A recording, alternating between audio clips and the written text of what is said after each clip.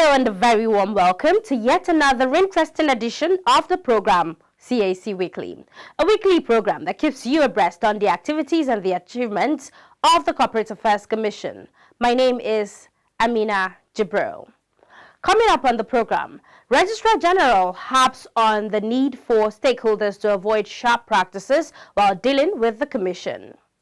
One of Nigeria's oldest and renowned law firms applauds CAC's digitization efforts, donates laptops to complement the Registrar General's giant strides. Plus, person with significant control, PSE, comes under focus. Stay tuned for details of those right after this break. Welcome back. The Registrar General and CEO of the Corporate Affairs Commission, CAC, Alhaji Garba Abubakar, has harped on the need for stakeholders to avoid sharp practices while dealing with the Commission. Alhaji Garba Abubakar stated this while receiving the President of the Chartered Secretaries and Administrators of Nigeria, Taiwo Olowo-Kolade, FCIS, on a courtesy call to the Commission. The Registrar General, who charged stakeholders, who are mostly lawyers, accountants and charter secretaries, to strictly adhere to professional ethics, said the Commission was often bombarded by, sometimes, manifestly forged documents at the point of registration. He therefore stressed that the Commission was ready to take drastic measures against any erring professional, adding that upon the implementation of the CAMA 2020, the CAC registration portal had placed more responsibilities on professionals acting on the authority of their clients, believing that they would do the right thing. The Registrar General, however, commended the Charter Secretaries and Administrators of Nigeria for maintaining professional ethics in their conduct and congratulated them for their reintegration on the CAC Governing Board by the CAMA 2020. He assured them of the Commission's continued support and cooperation and used the forum to congratulate the newly inducted CAC staff by the Charter Secretaries and Administrators of Nigeria.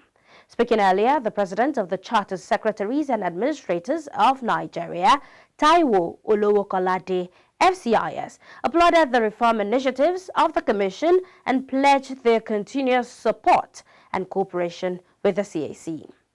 He stated that the Chartered Secretaries and Administrators of Nigeria was dedicated to enhancing the status and practice of corporate governance and public administration in Nigeria, adding that it was also a member of the Corporate Secretaries International Association, CSIA, a Hong Kong registered global organization dedicated to developing and growing the study and practice of secretarieship to, amongst others, improve professional standards. Taiwo Olowo-Kolade therefore assured that the Charter Secretaries and Administrators of Nigeria members would continue to adhere strictly to professional ethics in the discharge of their responsibilities. It would be recalled that 14 members of staff of CAC were admitted through the Charter Secretaries and Administrators of Nigeria Fast Track in 2021 and inducted as associates of the Institute on Friday, 23rd July 2021. Now, at the induction ceremony, Tolulokpe Adiola Shonaike, the Assistant Director Registry CAC, was appointed Deputy Governor of the 2021 class, which had over 250 members comprising both regular and fast-track inductees. Highlights of the visit included the exchange of pleasantries. And now moving on. In a bid to complement the reform initiatives of the Corporate Affairs Commission, CAC, one of Nigeria's oldest and renowned law firms, Olajide Oyewole LLP, donated laptops to the CAC. The firm, which prides itself as one of the largest law firms in sub-Saharan Africa, leading the market in client-centric innovation, said it had keenly followed the recent progress being made by the CAC, particularly the reform initiatives being championed by the Registrar General, Alhaji Garba Abubakar. Olajide Oyewole LLP maintained that the Registrar General, Alhaji Garba Abubakar, deserved a pat on the back in view of his commitment and dedication towards improving the Commission's services through the implementation of far-reaching reform. Now presenting the laptops to the CAC on behalf of the firm, Samuel Salako, a partner, acknowledged the challenges associated with working remotely and stressed that stakeholders have a responsibility to complement the efforts of the Commission within available resources. Salako therefore enjoined stakeholders to continue to partner with and support CAC's reform initiatives to enable it to provide more efficient services to customers and to operate at par with the best company registries around the globe. We believe that for the Commission to work, and for our work, to also progress, we need to assist the Commission. We know the challenges, especially with remote working. The Commission will always require equipment, and we believe that the least we can do to facilitate the work of, instead of just complaining that things are slow, why can't we assist? Because we are partners in progress, and we have to make sure that everybody, work hand in hand to ensure that the challenges are overcome. If you look at remote working, how can you do remote working without equipment like a laptop? We believe all this contribution will help. Responding, the Registrar General and CEO of the Corporate Affairs Commission, Alhaji Garba Abubakar, noted with delight the support of the Olajide Oyewole LLP, adding that the gesture would go a long way in complementing the efforts of the Commission as its officers continue to work remotely. Garba Abubakar reiterated his commitment to improving service delivery and to check the activities of some stakeholders who often attempt to compromise the system by providing doctored newspaper publications or means of identification, amongst others, at the point of registration. He therefore called for continued support and cooperation with the Commission as it continues to improve its services to customers and the public. High points of the visit was the presentation of the laptops. Moving on now to CAMA 2020 matters. You may recall that on the 3rd of January 2021, the Corporate Affairs Commission commenced the implementation of the Companies and Allied Matters Act, CAMA 2020, alias the Game Changer.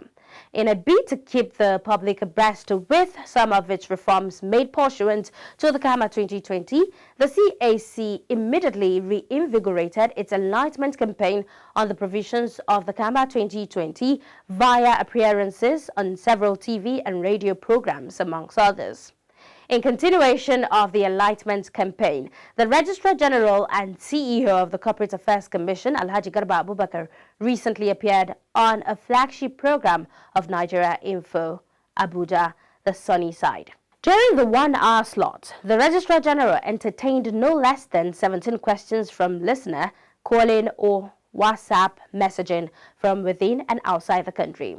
While most of the questions were centered on how to register companies online on their own, others sought for guidance on how to resolve queries and other challenges encountered while interfacing with the CAC's enterprise software, Companies Registration Portal, CRP, which allows end-to-end registration service. A name other than your forename and surname without registration. For every day that you operate, there's a penalty that you have to pay. And you may even be arrested. So as an individual, if I render a service and I don't register... If you render a service in your name, personal name, yes, you don't have issues. No registration. There is no limitation because a human being has unlimited capacity. You can do anything that is legitimate, that is legal. That's the lawyer in you speaking. But if you are using, if you add, maybe you say, Debbie Broadcaster. That's not your name. Oh. Or Debbie Ventures. Okay. Or Debbie Enterprises. Or Debbie and Sons. Okay. You have added some words, so you must register. Oh. But if you are using your own full names, you don't have issues. It behoves the person dealing with you, whether he's satisfied to deal with you as an individual. Because there may be other individuals that have identical names like you. And he has no way of verifying sometimes because there is no central register that he will check and match your identity with another person's identity. So that's the beauty of having your names and details in a central register of businesses that anybody can verify. Now moving on to anti-corruption fight of the present administration. You may also recall that His Excellency President Muhammadu Buhari, GCFR, had during the London Anti-Corruption Summit held in 2016 promised, amongst others, the introduction of stringent rules and regulations on the registration of beneficial or shell companies and disclosure of their transactions. That solemn pledge came to fruition with President Muhammadu Buhari's ascent of CAMA 2020, which made provision for the CAC to open a register of beneficial ownership or persons with significant control, PSC. Now, Mr. Adiola Tolulokpe Shonaike, the Assistant Director Registry, brings us up to speed on the PSC concept. Enjoy watching this interview. Good to have you on the program again. Thank you, Madina. Good morning. I know a couple of weeks back we talked about how minority investors or shareholders will be protected. Now today we're talking about people with significant control. Yes. Before we go into the percentages, that you are supposed to for you to become a person with significant control. Who is the person with significant control to start with? Okay, now a person with significant control, a PSC, for short, is any person who is able to exercise significant influence over the management or control of a company or a limited liability partnership. The limited liability partnership, like we said earlier, is yet to come on board, but very soon it will come on board before the end of the year. We do understand that it's a new concept, isn't it? Yes, it is. Okay. Yes, it is. Why is it coming on board now? At this time? Well, you find that globally there's been concerns for increased interest in transparency in how corporates, companies, limited liability partnerships are managed, And these concerns have necessitated more interest in corporate managers. So today you want to know, beyond knowing those who own or control a company, you want to also know whether there are some people who are not on record, who actually control or exercise some form of influence, significant ones, on these managers, on the people who think control these companies. The information on persons with significant control, you'll find it particularly useful when in the fight against money laundering, in the fight against tax evasion, in the fight against terrorism financing, and generally to control movement of illicit funds, whether within a jurisdiction or outside jurisdiction. It can be within a country or even cross-border. So that's why it has become very, very necessary that keener interest, a closer scrutiny should be given to those who actually determine or influence how companies, how limited liability partnerships are managed. Okay. But another concern is that once you have a 5% in a company, then you're a person with significant control. That's the PSC. But is it also fair for somebody who has 30, 40, 50%, and then you were now comparing somebody with 5%, putting them on the same level? Is the law really being fair? Yeah, but what the law is doing is what you call like a trigger point, right? It's not like you are putting them on any equal pedestal. What the law is saying is that if anybody holds up to 5%, or satisfy, that is just one of the conditions, or satisfies any other condition among the prescribed ones. Okay, so when we go to the condition, maybe we might understand better why just give us the information. Just give us the information that this person is a person of interest to the law. Okay. Must all companies have the PSC, people with significant control? No. Okay. No, because you must have satisfy one of those 5 conditions. Okay. To become a person with significant control, to be so classified, right? It's, however, very difficult, considering the conditions prescribed in CAMA, that a company would not have at least one person with significant control. It's going to be very difficult, except in the cases of companies that will probably have more than 25 shareholders, and you hardly find that in private sector. You hardly find people with 20 to 25 shareholders in the private system. So it's very, very unlikely that there would be one person at least that will be a person of significant control, who will satisfy at least one of the conditions listed in Section 868 of CAMA. Okay, so now let's go to the conditions. Okay, these conditions are for determining, like I said, are provided in Section 868, and there are 5 of them. Okay. And the 5 conditions are disjunctive; they are not cumulative. By that, I mean that it is just enough if you satisfy one of these conditions. Okay. You don't have to satisfy more than one. Okay. Once one of these conditions is true about you, then you are a person with significant control. But it will be a condition that is important among others. Yes, Or I mean just the 5 conditions are important. Okay. The 5 conditions emphasize control, influence. Okay. No matter the name you are called, whether you are on record with the CAC or not, or in any other statutory return, it doesn't matter. What will matter is that you are able or you have the right to exercise some form of control over decisions, over the board, over the management of that entity. And that will qualify you as somebody with significant control. Okay, so now let's come to the issue of how does the commission know a person with significant control as far as the limited liability partnership is concerned? That's the LLP. Yes, right? and the or companies. a company, yeah. Yes. Now, let me mention that both at registration and post-registration, right, the only information available to the commission, that will be disclosed on their faces will be information about shareholding. Now, information about shareholding only addresses the first of the 5 conditions. That is the most common condition, right? But the more abstract conditions are the other 4. Now, they will not be available on the forms that are submitted to CAC. They will not be available on the Memorandum and Association. They will not be available on the agreement, for in the case of limited liability partnerships. They will just be as disclosed by these entities, So that is where the challenge is. The other 4 conditions, which are more abstract, it's also not impossible that this commission may be able to determine in the case of voting rights. Sometimes it may just be in the supporting documents, in memorandum and all of that, right? But the other 3 certainly is not an information that is available or easily determined by the commission. And that is why, as a post-incorporation obligation, the Companies and Allied Matters Act imposes a duty to disclose in the first instance on the person himself. Okay.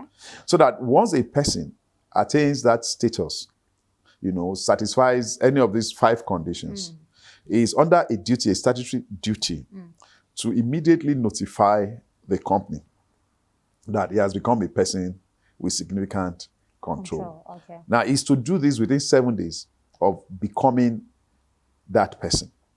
That company will not notify, or the limited liability partnership will not notify the CAC in turn that so and so person has become a person with significant control. Okay. And then that disclosure from the company, like I said, must be made within 1 month. Okay. And there's a form for that. Okay. The form is designated from CAC MISC, meaning miscellaneous. Okay. Right, 01. 01. Yes, okay. That is the notice of person with significant control. Okay.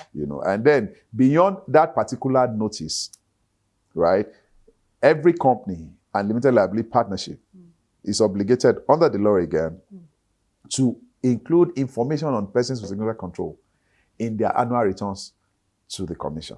So can the status of a PSC change? Oh yes, because of the dynamics and of corporates, corporations and all of that. Corporate governance, right? Yes, and things will change. Decisions have to be taken, particularly decisions regarding control, decisions regarding shareholding and all of that. When this happens, again, what we because that leads me to the next question. In, what if the person fails to notify the commission? Well, especially under the limited liability partnership and the limited partnership companies, right? I mean, that obligation is severe and sacrosanct. Now, there are sanctions both against the person himself for refusing or failing to tell the company that he has become a person with significant control, and there is also a penalty, a sanction against the company for failing or refusing to notify the commission. And that penalty is a daily one.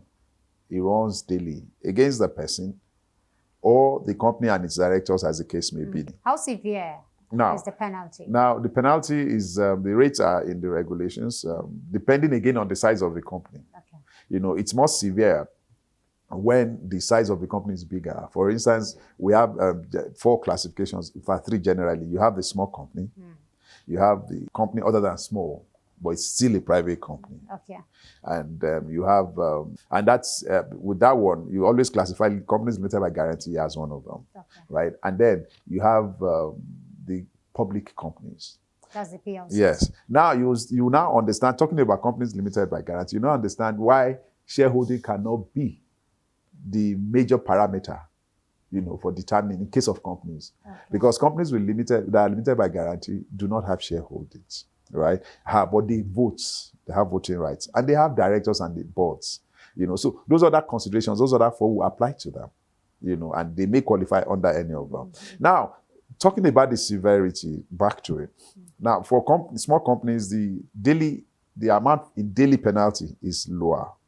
It's 250 naira against the person per day, or the company, as the case may be. Now, in case of other companies that are not small but are private, and companies limited by guarantee, it's 500 naira daily. Okay. Now, when you now come to PLCs, it's 1,000 naira daily. Now, that is 8,000 huge. naira. Yes, that is huge. Okay. Right? Because whether you take it or not, at one point or the other, we will know. Okay. And we will know that you did not disclose. Okay. So it will be calculated until it is disclosed. Until it is disclosed. Okay. And then for the person who has refused or failed to notify the company, that person also runs the risk of imprisonment for 6 years if convicted, particularly under a limited liability partnership. You know. But then, coming back to the obligation to disclose. Yes. You know, because when these changes occur, you are obligated to disclose to the commission. Again, we're talking from the person to the company, and then from the company to the commission. From the person to the commission, if the changes occur, you should let the company know. From the person to the company, you should let the company know within 7 days. And the company should in turn let the commission know within 1 month of such changes occurring. You know, beyond the duty to notify, there's also a duty on the company to maintain a register for persons with significant control. You may decide to maintain that register different from your register of members. You may also decide that, no, that information, you want to collapse it into the same register of members. What will matter is that there must be an indication in the register that so and so person is now a significant person with significant control. And you must indicate how that person became such, whether it is by shareholding, whether it is by voting rights and all of that. And when there is a change, you must also indicate the date of that change and what has changed. Now, beyond the company maintaining a register, the section also imposes a duty on the commission. Commission itself is under a duty to maintain a register, you know, of persons with significant control. And information generally on PSC, it's free and it's open to the public.